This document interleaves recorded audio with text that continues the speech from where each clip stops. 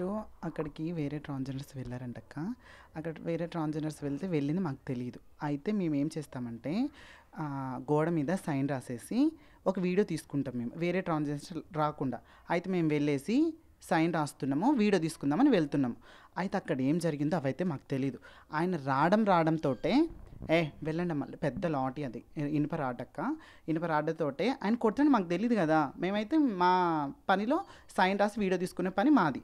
అయితే సైన్ రాసేసి వీడియో తీసుకుందామని ఆ గేట్ దగ్గర నిలబడ్డాం అంతే.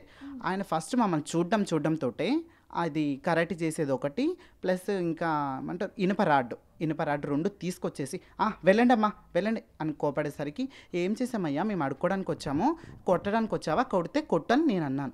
అయితే ఆయన ఇంకా అసలు ఏం రావడంతో ఆ ఇనుప రాడ్ తీసుకొని ఫస్ట్ నన్ను ఒకటి వేసాడు మోకాల మీద వేయంగానే భయపడేసి వీళ్ళు ఉరుకుతుంటే వీళ్ళ మీద ఒకటి ఇంకా అందరిని ఉరికిచ్చేసాడు అక్కడ.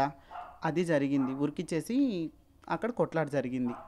అంటే నిజంగానే ₹1,00,000 అడిగారు, ₹1,00,000 ఇవ్వండి అని మీరు అడిగినందుకే అతను అంత ఘనం చేశాడంటూ అతను చెప్తున్నాడు. ఒక మాట అక్క, మేము యువతల నిలబడ్డది గేట్ దగ్గర, గేట్ యువతల.